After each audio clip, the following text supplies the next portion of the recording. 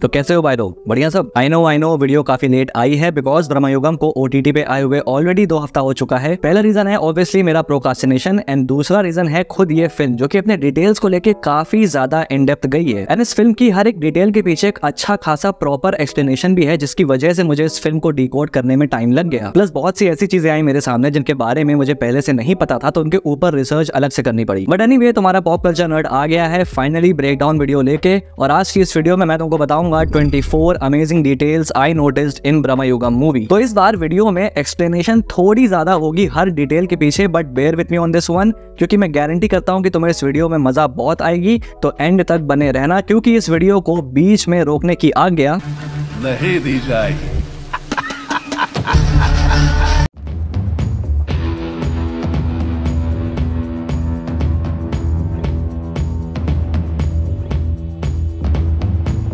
तो पहली डिटेल की तरफ जाने से पहले मैं आपको एक छोटा सा ब्रीफ दे दूं कि आखिर ब्रह्मयुगम की स्टोरी का जो सोर्स मटेरियल है वो क्या है। तो पहली चीज तो ऑब्वियसली ब्रह्मयुगम केरला फोकलोर पर बेस्ड है। फोकलोर का मतलब होता है ट्रेडिशनल बिलीफ्स या फिर स्टोरीज एक कम्युनिटी के बारे में जो कि generation to generation pass on करी जाती हैं। लेकिन इन सारी चीजों का भी एक सोर्स मटेरियल है और वो है ऐथियामाला नाम की एक किताब जो कि केरला फोकलोर लेजेंड्स का एक कलेक्शन है जिसमें मजिशियंस या फिर तांत्रिक, दैत्य, यक्षीज इन सब के बारे में लिखा गया है। इनफैक्ट ये जो पोट्टी खानदान हमको इस फिल्म में दिखाया जाता है इसका भी जिक्र इस बुक में किया गया है। तो अब बढ़ते हैं पहली डिटेल की तरफ। Detail number 1। तो फिल्म शुरू होती है इस जंगल से जहां हम इंट्रोड्यूस होते हैं थेवन और उसके दोस्त कोरा से। लेकिन अनफॉर्चुनेटली कोरा को यक्षी सेड्यूस करके मार देती है, इसीलिए कहते हैं बुलाती है मगर जाने का नहीं। अब ये यक्षी एक्चुअली में केरला फोकलोर का एक बहुत इंपॉर्टेंट हिस्सा है जिसका जिक्र किताबों में किया जाता है। एक सुपर नेचुरल फीमेल एंटिटी जो कि काफी ज्यादा खूबसूरत है और खून पीती है एंड यही रीजन है कि थेवन उसको तुरंत पहचान लेता है बिकॉज उसने भी बचपन में यक्षी के बारे में कहीं ना कहीं कहानियां सुनी होंगी। एंड ऑनेस्टली मेरे सामने ऐसे जंगल में कोई भी महिला धीमे धीमे चलते हुए आए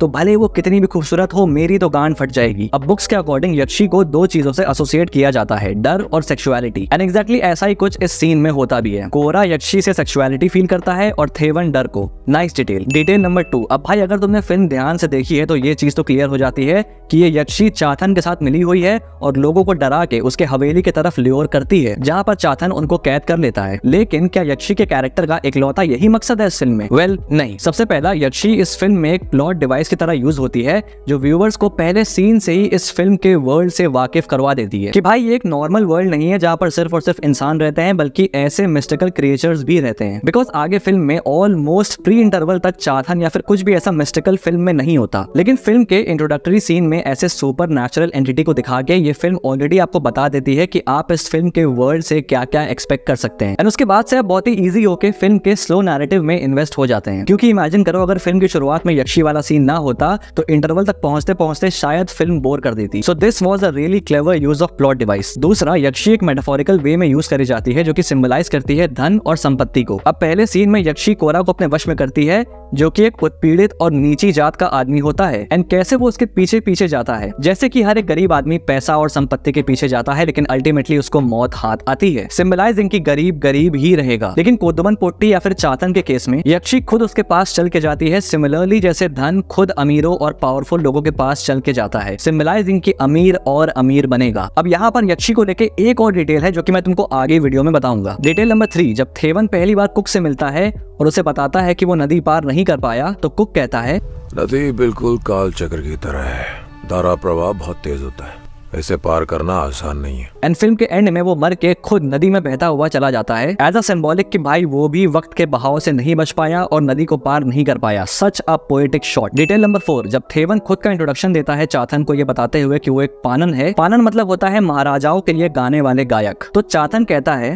पानन, बानन, बाण भट्टन कवियों के वंश से हो जी नहीं। बल यहाँ पर वो भानाभट्ट को रेफरेंस करता है जो कि एक इंडियन पोएट थे और ब्राह्मण थे। तो उससे ये सवाल पूछकर ये काइंड ऑफ इनडायरेक्टली कंफर्म कर रहा है कि भाई ये ब्राह्मण तो नहीं है बिकॉज अगर वो ब्राह्मण हुआ तो चाथन उसको ऑपरेस कैसे करेगा, उसको अपना गुलाम कैसे बनाएगा। बट फिर थेवन खुद ही कंफर्म करता है कि वो भानाभट्ट के लीनियस से नहीं है बल्कि पोमानी गायक के लीनियस से है जो कि एक नीची जात है। अब यहाँ पर एक और बहुत ही मजेदार चीज गौर करना कि जब चाथन उससे पूछता है कि वो भानाभट्ट ब्लड लाइन का है तो वो पीछे होके बैठा रहता है चेयर पे, लेकिन जैसे ही उसे कंफर्म होता है कि वो एक नीची जात का है, वो तुरंत एक डोमिनेटिंग स्टैंड में बैठ जाता है, बिकॉज अब वो श्योर है कि वो उसको कंट्रोल कर सकता है। Amazing attention to detail. Detail number 5, जब थेवन फाइनली घर में प्रवेश कर लेता है और उसे कमरा वगैरह दिखाया जाता है, तो जो रसोइया होता है वो उसको वार्न करता है कि हवेली के दक्षिण भाग में मत जाना, और बताता भी है कि कैसे एक वैद्य यहाँ पर रहता था जो कि दक्षिण भाग में गया, लेकिन फिर उसके बाद से वो कहाँ गया किसी को नहीं पता। फिल्म के क्लाइमैक्स के दौरान थेवन के सामने एक स्केलेटन आता है,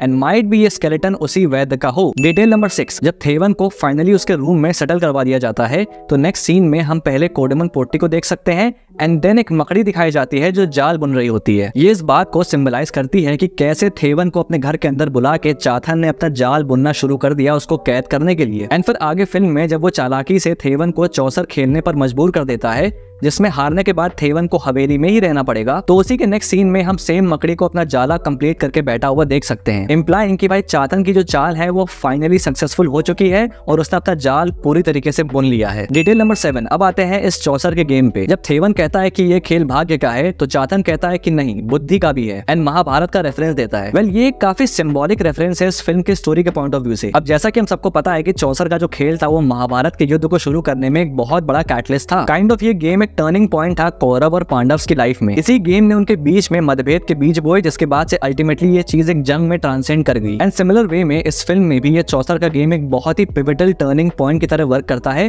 जिसके बाद से चीजें बदल जाती हैं। एंड हम देखते भी हैं कि कैसे चाथन अपने मैजिक से डाइस को पलट देता है अपना रिक्वायर्ड नंबर लाने के लिए। ये भी काइंड ऑफ एक पैरेलल ड्रॉ करता है शकुनी से, जिसके डाइस के बारे में कहा जाता है कि वो एक स्पेशल डाइस थी जो कि उसके विल पे चलती थी, एंड इसीलिए वो चौसर में कभी भी हारता नहीं था, सिमिलरली चाथन की तरह। डिटेल नंबर 8, अब बात करते हैं चाथन के बारे में। तो भाई सबसे पहले ये चाथन है क्या? चाथन शिव जी और पार्वती जी की संतान है, जिसको एक ट्राइबल वुमेन कोलीवाका को दे दिया गया था। कहते हैं कि वो शिव जी की नेगेटिव स्पिरिट है एंड इसीलिए उसके अंदर नेगेटिव पावर्स हैं, लेकिन वो कोई इविल एंटिटी नहीं है। इनफैक्ट केरला फोकलोर में ये चीज लिखी गई है कि जब लोगों को अपनी प्रार्थनाओं को जल्दी पूरा करवाना होता था तो वो चाथन का इस्तेमाल करते थे। सिमिलरली जैसा कि फिल्म में चुदलन पोट्टी को भी ये वरदान दिया गया था कि वो चाथन से अपनी कोई भी इच्छाएं पूरी करवा सकता है। इनफैक्ट इंडियन पॉप कल्चर में चाथन का सबसे पहला रिप्रेजेंटेशन हमको देखने को मिला था फिल्म माई डियर कुट्टी चतन, या फिर हिंदी में जिसे हम छोटा चेतन के नाम से जानते हैं। उस फिल्म में जो हमारा छोटा चेतन होता है वो एक चाथन होता है। अब ब्रह्मयुगम मूवी में भी हमको ये दिखाया गया है कि जो चाथन होता है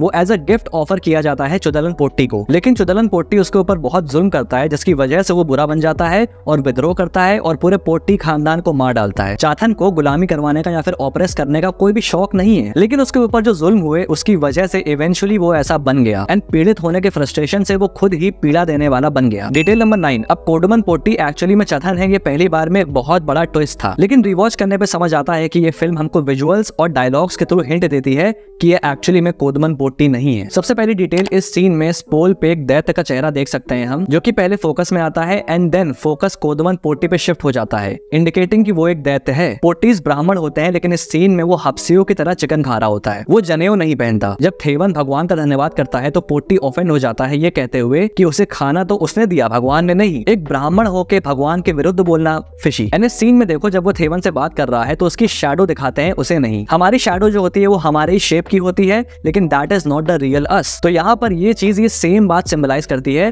कि ये असली कोदमन पोट्टी नहीं है, उसके जैसा दिखने वाला एक काला साया है। तो मतलब ऐसे हिंट्स फिल्म में थे जो कि इंडिकेट कर रहे थे कि भाई ये कोदमन पोट्टी तो नहीं है। डिटेल नंबर 10, अब इसी सीन में दीवार पे ये बुल का स्केलेटन हम देख सकते हैं। वेल ये ममूटी सर की ही एक पुरानी फिल्म विदेयन का रेफरेंस है, क्योंकि उस फिल्म में भी ममूटी सर ने सिमिलर रोल प्ले किया था, एक टायरानिकल मास्टर जो अपने से छोटी जाति के लोगों से गुलामी करवाता है एंड पावर को एंजॉय करता है। इनफैक्ट ये चेयर पे बैठने वाला सीन भी विदेयन का ही एक कॉल बैक है। डिटेल नंबर 11, अब चाथन को इस फिल्म में काइंड ऑफ एक आर्टिकुलेशन की तरह भी दिखाया गया है तांत्रिकों के, क्योंकि कोदमन पोट्टी जिसका वो रूप लेता है वो भी काइंड ऑफ एक सॉर्सरर या फिर तांत्रिक ही था। एंड हम चाथन को एक तांत्रिक की सारी प्रॉपर्टीज भी इमुलेट करते हुए देख सकते हैं। अब जो तांत्रिक होते हैं वो पंच मकर में यकीन रखते हैं, यानी कि 5 सब्सटेंसेस, जो कि है मध्य, ममसा, मैत्र, मुद्रा और मैथुना। मध्य यानी कि अल्कोहल जो कि चाथन पीता है, ममसा यानी मीट जो कि हम उसे खाते हुए देख सकते हैं, मत्स्य यानी मछली जो कि उसके हवेली के तालाब में होती है, मुद्रा यानी कि अनाज जो कि उसके पास भर भर के होता है, एंड फाइनली मैथुना यानी कि फिजिकल प्लेजर जो कि वो यक्षी से हासिल करता है। डिटेल नंबर 12, अब आते हैं इसी सीन में जहाँ चाथन और यक्षी के बीच में फिजिकल इंटीमेसी हो रही होती है। अब इस सीन का पॉइंट क्या है? क्या यहाँ पर हमको सिर्फ यही दिखाया जा रहा है कि कैसे चाथन अपनी वासना को पूरी कर रहा है? एंड अगर ऐसा है तो इस सीन में थेवन को क्यों दिखाया गया? जैसा मैंने वीडियो की स्टार्टिंग में बताया था कि यक्षी को लेके एक और डिटेल है, वेल वो इसी सीन में है जहाँ पर यक्षी को अगेन एक प्लॉट डिवाइस की तरह यूज किया गया है, जिसके थ्रू मेकर्स हमको चाथन की पावर पावर लेवल का आइडिया देते हैं। एंड थेवन यहाँ पर हम ऑडियंस को ही रिप्रेजेंट करता है। अब जैसा कि फिल्म के इस पॉइंट पे हमको ये अब तक नहीं पता है कि ये कोदोमन पोट्टी नहीं है, तो ऐसे में थेवन जिसको पता है कि यक्षी कितनी शक्तिशाली होती है, एंड जब ऐसी शक्तिशाली एंटिटी को वो कोदोमन की तरफ आकर्षित होते हुए देखता है, तो अपने आप में इस सीन को देख के हमारे दिमाग में ये चीज प्लांट हो जाती है कि भाई कोदोमन पोट्टी कोई आम इंसान तो नहीं है, एंड कितना पावरफुल है कि एक यक्षी को भी अपने वश में कर ले रहा है। एंड इवन जब आगे जाके रिवील होता है कि ये चाथन है, तब भी ये पॉइंट रेलेवेंट होता है एंड हमको ये बताता है कि चाथन कितना पावरफुल है। डिटेल नंबर 13, अब फिल्म में हमें कब्र दिखाई जाती है कुछ लोगों की,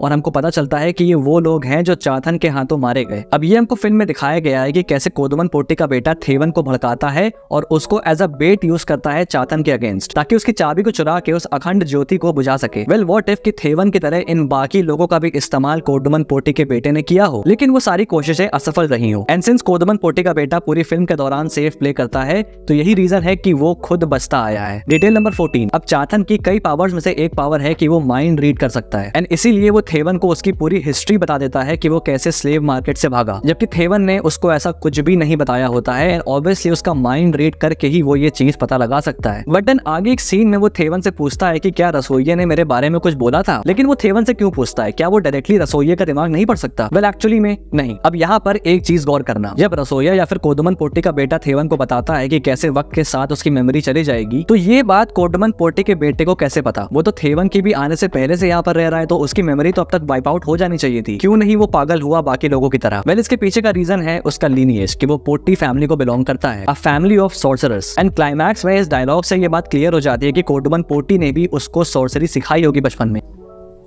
हमने तुम्हें कितने ही मंत्र सिखाए, परंतु जो खो गया लौटा नहीं सकते। एंड फिल्म में हम उसको तंत्र विद्या या फिर सॉर्सरी प्रैक्टिस करते हुए देख भी सकते हैं, जैसे कि ये पाउडर बॉल्स प्रिपेयर करना, जैसे एंड में आग में झोंक के वो चाथन को कमजोर करता है, विच मीन्स वो इसी सॉर्सरी का इस्तेमाल करके अपने दिमाग को चाथन से शील्ड करता है। एंड इसी वजह से उसकी मेमोरी इफेक्ट नहीं होती और ना ही चाथन उसका दिमाग पढ़ पाता है। एंड यही रीजन है कि चाथन को उसके चाबी चुराने का एक्चुअल प्लान नहीं पता चलता। डिटेल नंबर 15, ओके, तो जब कोदोमन पोट्टी का बेटा थेवन से पूछता है कि उसे कितना वक्त हुआ है यहाँ पर आए, तो थेवन कुछ दिन बताता है, लेकिन वो कुक कहता है कि कुछ दिन या कुछ महीने, बट एक्चुअली में महीने भी नहीं, हो सकता है कि थेवन को इस हवेली में सालों हो चुके हों। लेकिन ऐसा कैसे? क्या कोई लॉजिक है इसके पीछे? वेल मेरे हिसाब से इसके पीछे का ये लॉजिक है ये हवेली और इसके आसपास का एरिया, जो कि काइंड ऑफ एक टाइम वोर्टेक्स की तरह वर्क करता है, जहाँ पर टाइम डायलेशन एग्जिस्ट करती है। मतलब कि हवेली और उसके आसपास के एरिया का टाइम बाकी दुनिया के मुकाबले ज्यादा तेज चलता है। एंड फिल्म हमें इसके विजुअल हिंट्स भी देती है। अब फिल्म के स्टार्टिंग सीन में जब थेवन जंगल में होता है और हमें आसमान दिखाया जाता है, तो हाफ मून होता है, जिसके बाद से अगली सुबह वो हवेली की तरफ आता है एंड देन वहां ठहरता है। अब जैसे ही हवेली में उसकी पहली रात होती है, दोबारा आसमान दिखाया जाता है,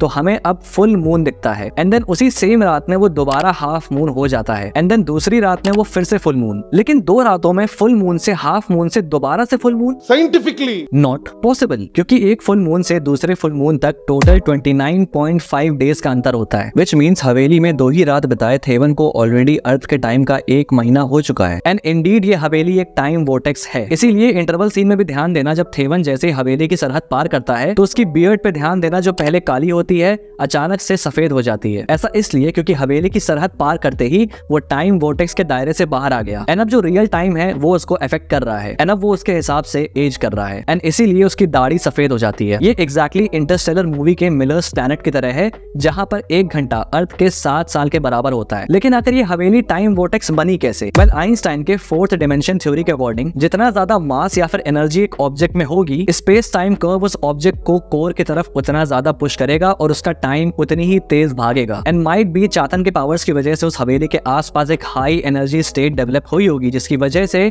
यहाँ टाइम डायलेशन एग्जिस्ट करती है। एंड अब इसी एक्सप्लेनेशन के साथ मेरी एक थ्योरी भी आती है। ओके, तो मेरी थ्योरी ये है कि हमें जो ये कब्रें दिखाई जाती हैं, इन कब्रों को ध्यान से देखो, ये एकदम फ्रेश हैं, जैसे कि 1 या 2 दिन पहले ही खोदी गई हूँ। क्योंकि अगर पुरानी कब्र होती तो घास फूस उग जाती इसके ऊपर। तो यहाँ पर एक पॉसिबिलिटी है कि थेवन के आने से पहले जिन सेवकों को चाथन ने मारा होगा, वो थेवन की हवेली की तरफ आने से चंद घंटे पहले ही मारे गए होंगे। बट एक्चुअल में अर्थ के टाइम के हिसाब से वो चीज सालों से चल रही है। ये भी इंटरस्टेलर के मिलर्स प्लैनेट के कॉन्सेप्ट की तरह है, जहाँ जब वो लोग उस प्लैनेट पे पहुंचते हैं तो उनके आने से बस 2 ही घंटे पहले मिलर की डेथ हुई होती है। डिटेल नंबर 16, जब थेवन चाथन के कमरे में आके उसके जग से पानी पीता है, तो उसे ऊपर चेन की आवाज सुनाई देती है। एंड ऐसा होते ही उस सीन में फोकस कोदोमन पोट्टी की फोटो पे चला जाता है, जो कि वॉल पे होती है, इम्प्लाइंग कि यहाँ यहाँ पर जो चेन में बंधा हुआ आवाज कर रहा है वो कोडमन पोटी है। डिटेल नंबर 70, जब फिल्म में हमें ये रूम दिखाया जाता है जिसमें अखंड ज्योति होती है, तो नोटिस करो कि रूम के डोर के ऊपर ऐसे ये अपसाइड डाउन ट्रायंगल का सिंबल बना हुआ है। अब ये जो अपसाइड डाउन ट्रायंगल होता है उसका एक स्पिरिचुअल मीनिंग होती है, जिसकी एसोसिएशन होती है हायर या फिर डिवाइन रेल्म से या फिर सुप्रीम पावर से। एंड सिंस ये ज्योति चातन के पावर्स को उसके पीक पे रखती है, तो समझ आता है कि ये अपसाइड डाउन ट्रायंगल का सिंबल यहाँ क्यों है। डिटेल नंबर 18, चातन को पकड़ने जाते वक्त कोदमन पोटी का बेटा थेवन को वार्न करता है कि चातन उनके साथ साइकोलॉजिकल गेम्स खेलेगा, जो कि वो करता भी है, थेवन को श्रिंकिंग रूम में कैद करके और कोडमन पोटी के बेटे को रोटेटिंग रूम में कैद करके। बट यहाँ इस रोटेटिंग रूम में नोटिस करो कि जब रोटेशन स्टार्ट होती है तो ये जो बड़ा सा स्टोरेज वास रखा हुआ है या फिर ये चीजें, ये ना हिलती हैं ना ही गिरती हैं, जिससे कि हमको एक विजुअल हिंट मिलता है कि ये सारी चीजें असलियत में नहीं हो रही हैं बल्कि कोडमन पोटी के बेटे के दिमाग में हो रही हैं। इंडीड साइकोलॉजिकल गेम्स खेल रहा है Chathan. Nice touch. Detail number 19, अब क्लाइमैक्स के इस सीन में हम देख सकते हैं कि चाथन कोडमन पोटी के यंग फॉर्म में आता है उसके बेटे के सामने। लेकिन क्यों? वेल, इसलिए क्योंकि कोडमन पोटी का यंगर फॉर्म ही उसके बेटे के साथ ज्यादा रेजोनेट करेगा, क्योंकि उसके बेटे के दिमाग में उसके फादर की जो मेमोरीज हैं वो उसके यंगर फॉर्म में ही है। क्योंकि जो ओल्डर फॉर्म है कोडमन पोटी का, उसमें उसके बेटे को उसके पिता नहीं सिर्फ और सिर्फ चाथन नजर आते हैं, इसीलिए उसको मैनिपुलेट करने के लिए यहाँ पर वो कोडमन पोटी का यंगर फॉर्म ले लेता है। डिटेल नंबर 20, अब बात करते हैं भाई इस रिंग के बारे में कि आखिर ये रिंग का सिग्निफिकेंस क्या है, एंड अगर है तो इसको फिल्म के शुरुआत से ही स्टैब्लिश क्यों नहीं किया गया। तो सबसे पहले तो इस रिंग का कॉन्सेप्ट बहुत ही सिंपल है, जो भी इसको पहनेगा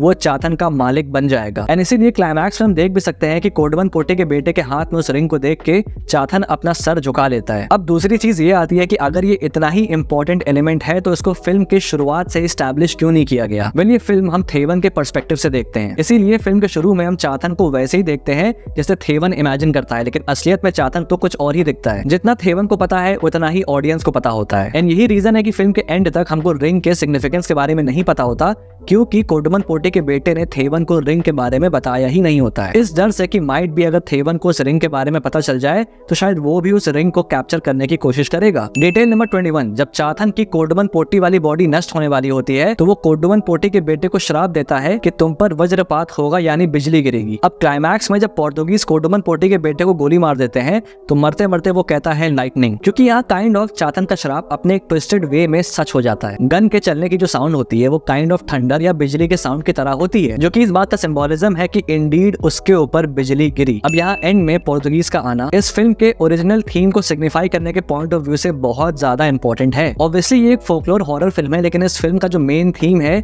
या फिर जो मेटाफोरिकल रिप्रेजेंटेशन है वो पावर के बारे में है, कि कैसे वक्त के साथ साथ पावर स्ट्रक्चर चेंज होते हैं लेकिन डायनामिक्स वही रहते हैं। जहाँ एक पावर स्ट्रक्चर हटेगा दूसरा उसकी जगह ले लेगा, जो कि एग्जैक्टली फिल्म में होता है। जहाँ पूरी फिल्म के दौरान हमको कास्ट बेस्ड ऑपरेशन दिखाया जाता है जो कि उस टाइम पे एग्जिस्ट करता था। याद करो कि कोडमन पोटी का बेटा चाथन के बारे में क्या कहता है कि वो इस जगह का मालिक भी है और गुलाम भी है। कोई तो वजह होगी कि चाथन ने कोडमन पोटी का रूप लिया होगा। वो कारण है कोडमन पोटी की कास्ट, जो कि ब्राह्मण है, जो उस टाइम पावर हायरार्की के टॉप पे रहते थे। एंड उस बॉडी में रह के वो उस पावर और उस अथॉरिटी को एक्सरसाइज करता है जो कि उसको उस जगह का मालिक बनाती है। लेकिन ऐसा करने के लिए उसको कोडमन पोटी की बॉडी में ही कैद रहना पड़ेगा, जो कि उसको काइंड ऑफ गुलाम भी बनाती है। इवन कोडमन पोटी का बेटा भी उस रिंग को इसीलिए पहनता है क्योंकि उसको मालूम है कि पोटी कास्ट की जो आइडेंटिटी है वही उसको सोसाइटी में पावरफुल बनाएगी। लेकिन फिल्म के एंड तक एक नई और एक ज्यादा बड़ी पावर एंटर कर जाती है, कोलोनियलिज्म, जो कि पोर्तुगीज के रूप में आती है। एंड तुरंत पावर डायनामिक शिफ्ट हो जाता है। एंड ये बात हमको मालूम है कि पोर्तुगीज, डच या फिर ब्रिटिश इनके इंडिया में आने के बाद से कैसे ये कास्ट बेस्ड सुपीरियरिटी का एग्जिस्टेंस ही खत्म हो गया। अपर कास्ट के लोग जो कि लोअर कास्ट के लोगों को ऑपरेस करते थे, वो खुद उनसे भी ज्यादा हायर पावर यानी कोलोनियल से ऑपरेस होने लगे। The oppressor becomes the oppressed and the cycle forever continues, क्योंकि पावर स्ट्रक्चर्स किसी न किसी रूप में वक्त के हिसाब से एग्जिस्ट करते रहेंगे। जो पावर होल्ड करने की लस्ट है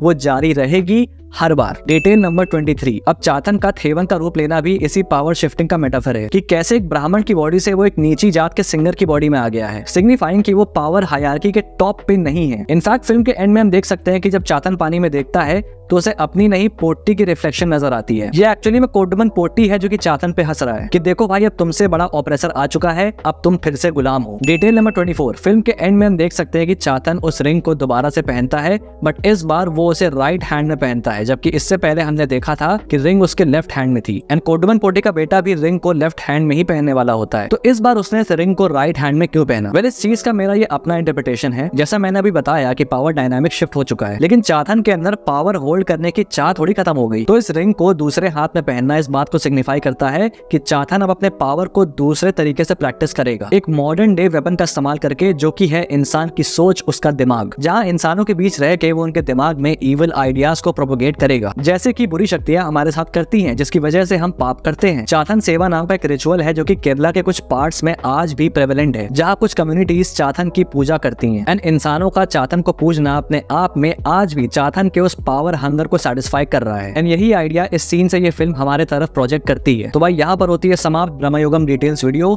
बाकी अगर तुमको वीडियो पसंद आई तो लाइक कर देना, और अगर पहली बार यहाँ पे आए तो सब्सक्राइब करना मत भूलना, और हाँ, सब्सक्राइब बटन हिट कर देना, वरना तुम्हारे घर पे चाथन को भेज दूंगा। बाकी this is your pop culture net signing off. We'll see you guys in the next video and thanks for watching.